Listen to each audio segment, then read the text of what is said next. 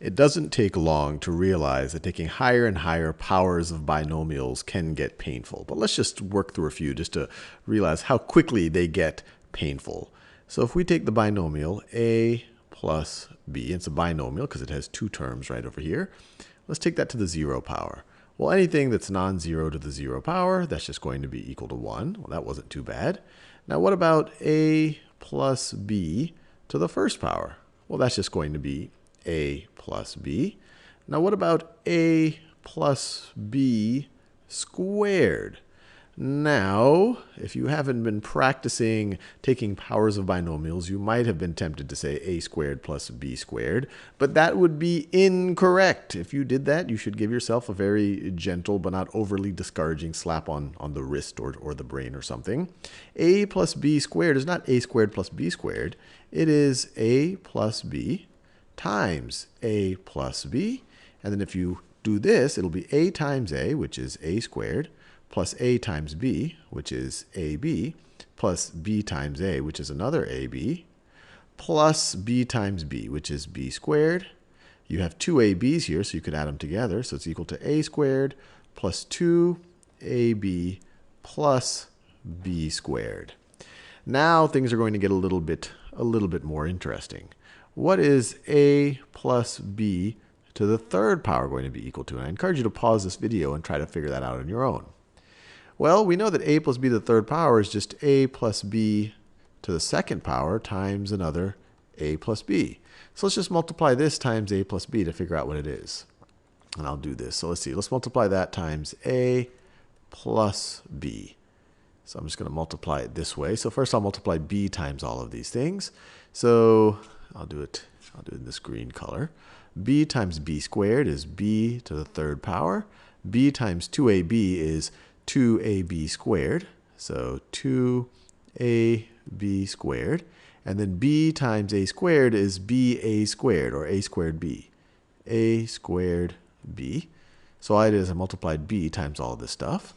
Now let's multiply a times all this stuff. A times b squared is ab squared, ab squared. A times 2ab is 2a squared b, 2a squared b, and then a times a squared is a to the third power. And now when we add all of these things together, we get a to the third power plus, let's see, we have 1a squared b plus two more a squared b's. That's going to be 3a squared b plus 3ab squared. 2ab squared plus another ab squared is going to be 3ab squared plus b to the third power. So just taking something to the third power took us a reasonable amount of time. And so you can imagine how painful it might get to do something like a plus b to the fourth power. Or even worse, if you were trying to find a plus b to the 10th power or to the 20th power. This would take you all day, or maybe even longer than that. It would be incredibly, incredibly painful. And that's where the binomial theorem becomes useful. So what is the binomial theorem? Well, the binomial theorem tells us, let me write this down. Binomial theorem.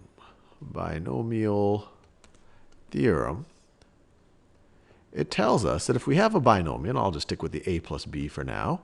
If I have, and I'm going to try to color code this a little bit. If I have the binomial a plus b, and I'm going to raise it to the nth power. I'm going to raise this to the nth power. The binomial theorem tells us that this is going to be equal to, and the notation is going to look a little bit complicated at first, but then we'll work through an actual example, is going to be equal to the sum from k equals 0 to n, this n and this n are the same number, of, I don't want to, that's not kind of a garish color, of n choose k. N choose k. And we'll review that in a second. This comes straight out of combinatorics.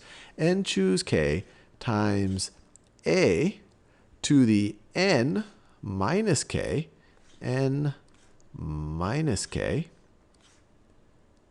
times b times b to the k. b to the k power. Now, this seems a little bit unwieldy, and let's just remind ourselves what n choose k actually means. So if we say n choose k, I'm going to do the same colors, n choose k, we remember from combinatorics, this would be equal to n factorial over k factorial times n minus k factorial. N minus k factorial. So n minus k factorial. Let me color code this. N minus k factorial. So let's try to apply this. And well, let's just start applying it to the thing that started to intimidate us. Say a plus b to the 4th power. So let's figure out what that's going to be. Let's try this. So I'm going to try to keep it color coded so you know what's going on. A plus b, although it takes me a little bit more time to keep switching colors, but hopefully it's worth it. A plus b, let's take that to the 4th power. So the binomial theorem tells us that this is going to be equal to, and I'm just going to use this exact notation, this is going to be the sum from k equals 0 to 4 of 4 choose k, 4 choose, let me do that k in that purple color, 4 choose k of a to the n or the 4 minus k power, 4 minus k power, times b to the k power, b to the k power. Now what is that going to be equal to?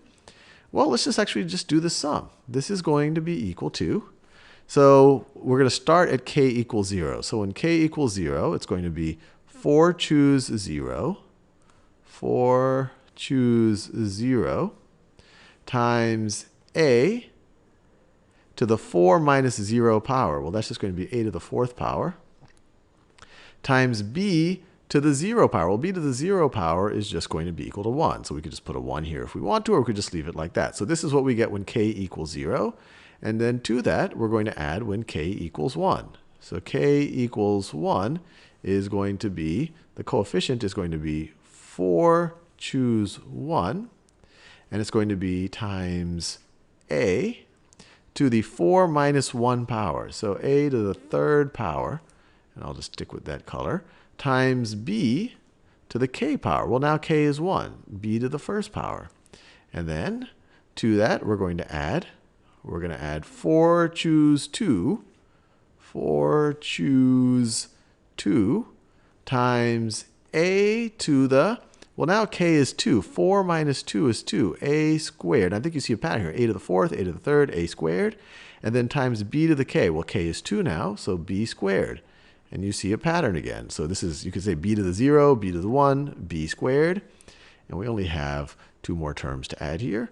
Plus 4 choose 3, 4 choose 3 times 4 minus 3 is 1 times a, or a to the 1st, I guess we could say, and then b to the 3rd power times a to the 1st, b to the 3rd, and then only one more term, plus 4 choose 4, k is now 4. This is going to be our last term right now. We're getting k goes from 0 all the way to 4. 4 choose 4. A to the 4 minus 4, that's just going to be 1. A to the 0, that's just 1. So we're going to be left with just b to the k power, and b is 4 right over here. So we're almost done. We've expanded it out. We just need to figure out what 4 choose 0, 4 choose 1, 4 choose 2, etc., are. So let's figure that out. So we could just apply this over and over again. So 4 choose 0, 4 choose 0 is equal to 4 factorial over 0 factorial times 4 minus 0 factorial. So that's just going to be 4 factorial again. 0 factorial, at least for these purposes, we are defining to be equal to 1. So this whole thing is going to be equal to 1. So this coefficient is 1.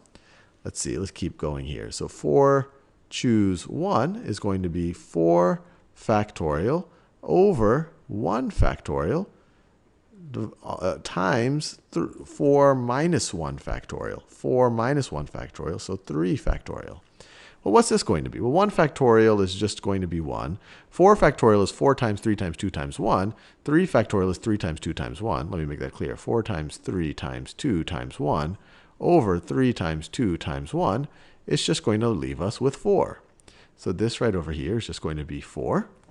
And then we need to figure out what 4 choose 2 is. 4 choose 2 is going to be 4 factorial over 2 factorial times, what's 4 minus, this is going to be n minus k, 4 minus 2 over 2 factorial. So what is this going to be? Let me scroll over to the right a little bit. So this is going to be 4 times 3 times 2 times 1 over 2 factorial is 2, over 2 times 2. This is 2, this is 2. So 2 times 2 is the same thing as 4. We're left with 3 times 2 times 1, which is equal to 6. So that's equal to 6. And then what is 4 choose 3? Actually, I'll use some space down here. So 4 choose 3, 4 choose 3 is equal to 4 factorial over 3 factorial times 4 minus 3 factorial. So that's just going to be 1 factorial.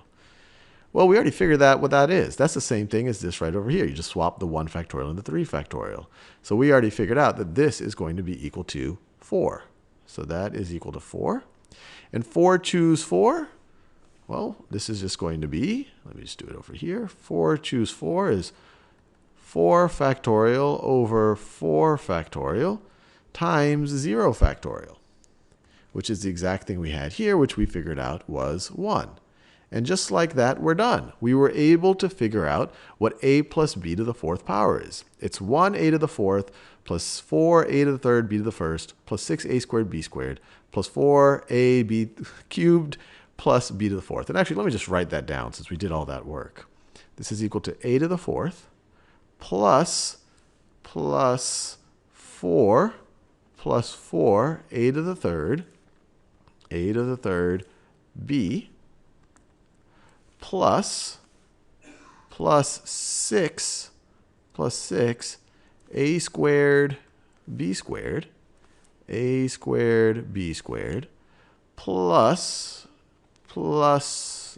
plus 4, I think you see a pattern here, plus 4a times b to the 3rd power plus b to the 4th power. Plus b to the 4th power. And there's an interesting pattern here. There's a symmetry where you have the coefficient, you go 1, 4, 6 and for the middle term, and then you go back to 4, and then you go back to 1. And then you also see that pattern is that you start at a to the 4th, a to the 3rd, a squared, a, and then you could say there's an a to the 0 here.